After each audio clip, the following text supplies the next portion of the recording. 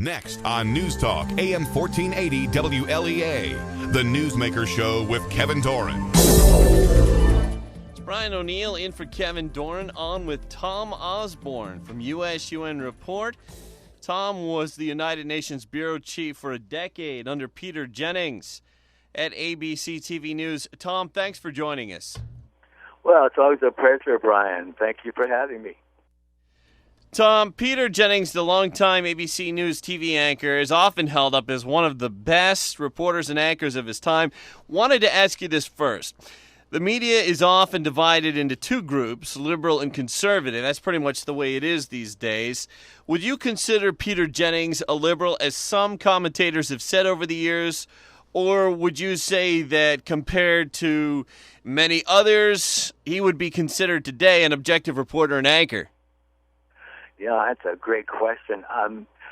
Peter was a guy who insisted on knowing both sides of the story. If you came back one-sided, you should better leave his office. So it was very clear he wanted the facts. He wanted to know the enemy, and he wanted to know the other enemy. And the only way to tell the story was to know both. And that's what he did all of his life. He was a guy who. I remember in the morning, the first thing he would say, "What's going on?" And you'd say, "Whatever," and he'd say, "Do you know why?" And that's the question he asked. Why is this? And I think that's the question we should all ask. Tom Osborne, you were there in the 90s, added some key points. The first Iraq War and the Bill Clinton era. Wanted to play a clip here. This is an audio soundbite from ABC TV News from 1991 when the U.S. was going into the Iraq War. Just to remind our audience, or to tell our audience, in case you haven't seen General Trainer with us before, that he's had as much experience as any senior American military officer with the Iraqis. You spent about 6-7 months with the Iraqi military, didn't you? No, it was about 2 months. I beg your pardon, 2 months with them. But in listening to you earlier today, we talked a little bit about their preparedness. If the air raid sirens didn't work, as you say, they didn't, and we didn't hear them for quite some time, are you surprised? No, not at all. The stealth aircraft are designed to do exactly that. They would be going after targets such as command and control and electrical grids to dominate the communications network of the Iraqis. Tom Osborne, take us back to that interview in that time. Where were you when that interview was aired? Well, I was at the UN office, of course. That's where I reported every day. I think it's one of the pivotal examples of Peter's questioning. He wanted to know why were Americans so ready to go to war. I mean, did they have all the answers? I think, and that was really critical to him. I think he felt that he needed to question the general about, are you going to win the war? That's fine. Win the war. Are you going to win the peace? That's the question. And actually, that was pointed out in a wonderful book that came out shortly after Peter's death. And it was called The Life of a Reporter, Peter Jennings. I highly recommend it. Tell us, Tom Osborne, what was it like behind the scenes at ABC, and especially anything you can remember about Peter Jennings? Well, it was. I think one of the most remarkable things about him was that no matter who he met, he couldn't stop talking to them and asking them questions. I remember reading, in particular in this book I mentioned, they were doing a special, I think it was like a 2-hour special, and Peter managed to get the company of ABC to do a 2-hour special on Jesus. He couldn't understand why it was not all right to ask these questions. That was, I think, watched by over 100 million people. We didn't know whether it would be a success or not. But, I mean, he would be standing, as this book pointed out, in an airport line, and he would turn to the person behind him and he said, "What do you think Jesus looked like?" I mean, he was constantly reporting.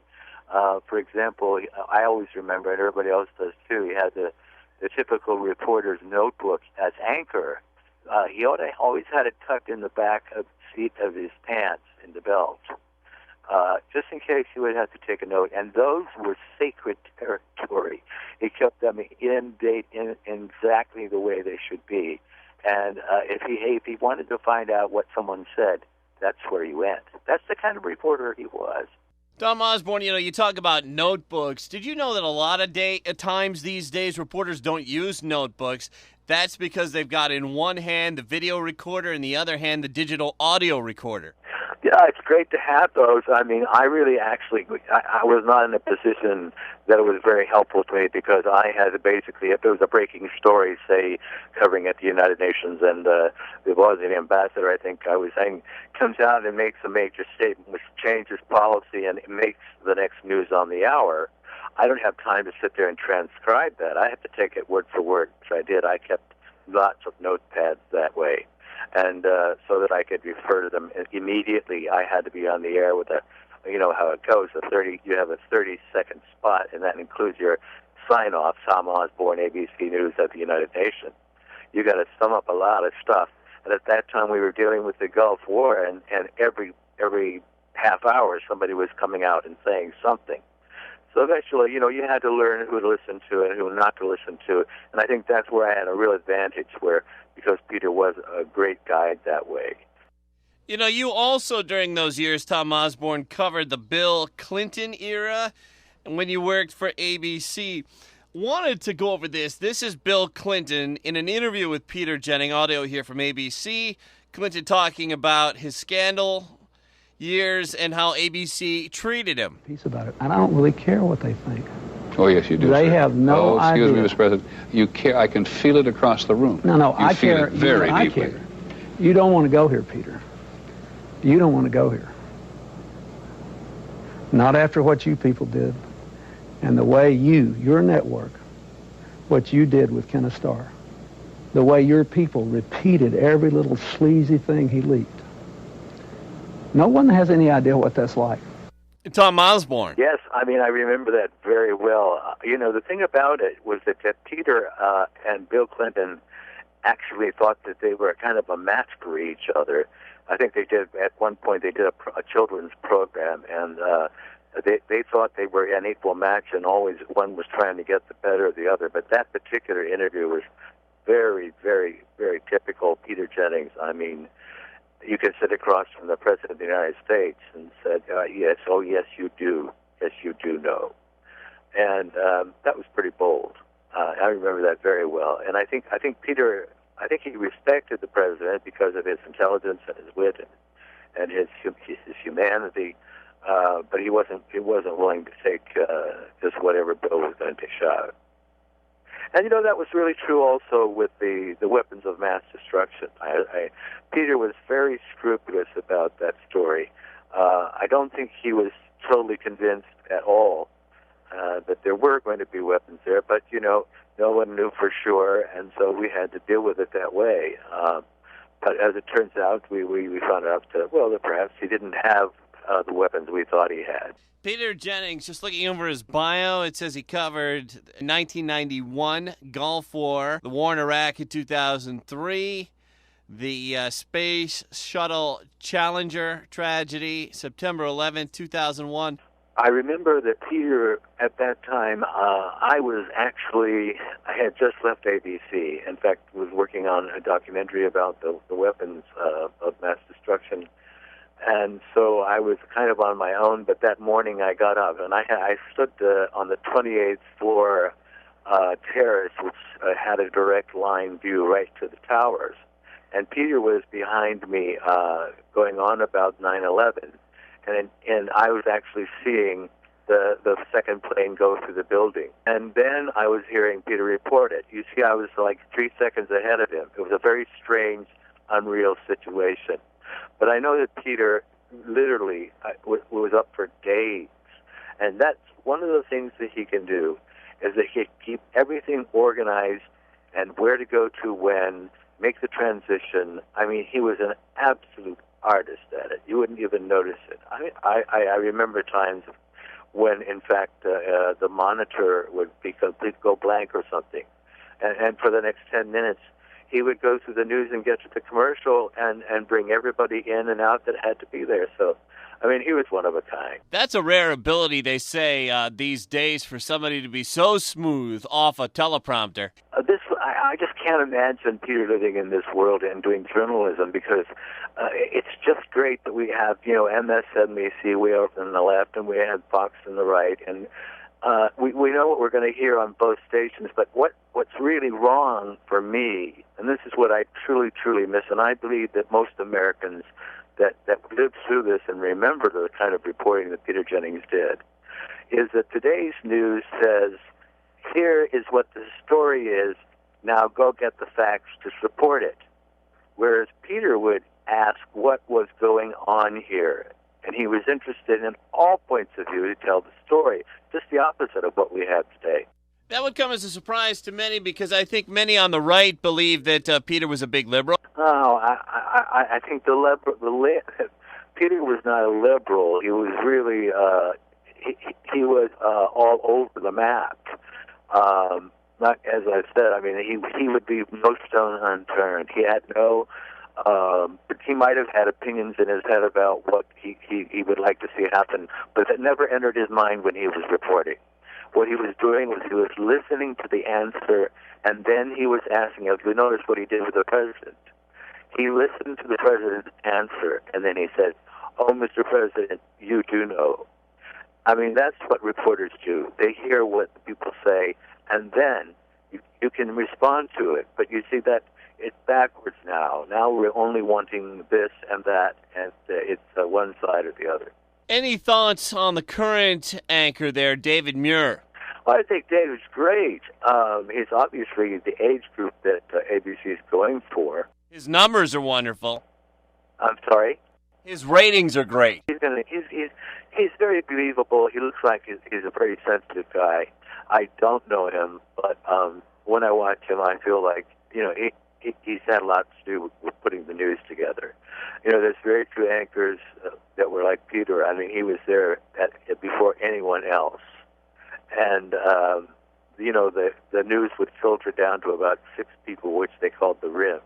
And then they would decide what was going to go on for 30 minutes or 28 minutes that night. But it was a very, very, very painstaking decision each way. And Peter was striking out letters and writing in words all the way to the point before he went on the air. So I don't think that's the case these days. I think it's kind of just the opposite. They show up and blow up. Talking with Tom Osborne, the former United Nations correspondent for ABC, worked for Peter Jennings. We're talking about Peter Jennings, news in the 80s and 90s, and news today. We'll be back in just a moment.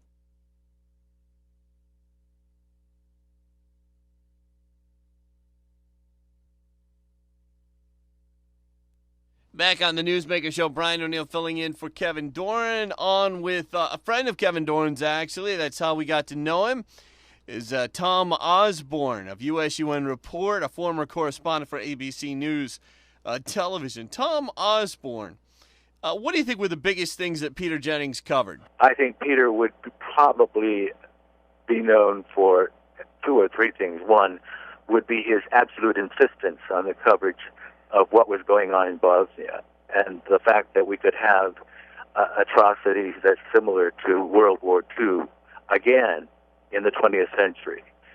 He insisted on that story from the beginning and gave it everything that he could give it. I think the other issue would be the coverage of tobacco. That was a huge attack on the company. I think the company actually had to settle a lawsuit, but even after they did that, Peter insisted on reporting on tobacco, and I think he probably is one of the foremost people in this country that got people to stop smoking. So I would say those are the 2 issues that I think that really stand out. I mean, in the sense that, you take a stand. This is an opinion. So he did have opinions, and I would say those were the 2. Tom Osborne, 21st century reporting brings with it YouTube reporters, meaning people that just happen to be at the scene of a crime or an accident or a fire or a political event, and they pull out their telephone, which has a camera on it. Your thoughts on this new element of the media? Well, it's like having, 100 additional reporters. But the point is, you really have to be at the scene to know what questions to ask. What happened here? Why did it happen? Who was involved? What will it mean? And most of this is just thrown out there, and we see it, whether it's a race riot or something else. I mean, I believe it has an incendiary potential. So it has a very good thing, but it has a very incendiary danger, I think, and that's very, very, very serious. It seems that the politicians haven't said too much yet on how it affects them. You only see that once in a while where a politician is really caught in a bad situation in a YouTube video. However, police, they seem to have mixed feelings about it. Some police believe that it will help their case if there's a crime arrest and there's any kind of altercation between the officer and the suspect. Some police believe it will help. Some police don't like it and feel that, hey, don't put a camera in my face in this intense moment because it's not going to help me do my job. What do you think of the whole thing of internet news versus the traditional news that we all came up with? Not that I'm in your league, but, and there didn't used to be such a thing as internet news. Now everybody's doing it. Your thoughts on the internet addition to the news world in the 21st century? Important things about your job is that you're talking to one person at a time. You're not talking to thousands. You're trying to tell someone what happened here. And I think that the internet news is fine, to let us know, hey, this happened. But then what do you do? How do you follow the story? Where's the rest of it? So I think that's the kind of news that I grew up with. I think it's a great thing, though, too. Like I said, it can be used for good and it can be used for bad. It can start rumors that you really may not know what you're watching. You may think that you're watching something that is not what you think it is at all. I'll give you one example. I mean, there was a story that I believe it was CBS had a story of when I was at the UN of an arm that looked like it was burned, and the story was about Saddam Hussein using humans for experimentation. Well, no doubt he probably could have, but this arm was not that picture at all. It was from somewhere in the up 32nd floor of the weapons inspector's offices, and so I had to knock it down. So you don't know what you're seeing. It wasn't true. I got the head of the head of the weapons inspection team to come down before the cameras and say, no, that's not what that picture is. So far in internet news, I have not heard of that happening. There have been cases in the TV news media, I think, where a couple of different times over the years, people have used the wrong clip. Sometimes intentionally, sometimes they claim that they did not. Recently, there was a case in one of the southern states.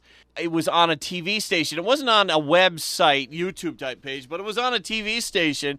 And the TV anchor was accused of, not the TV anchor, the editors for that TV station. I'm not sure it was one of the Carolinas, a southern state anyways.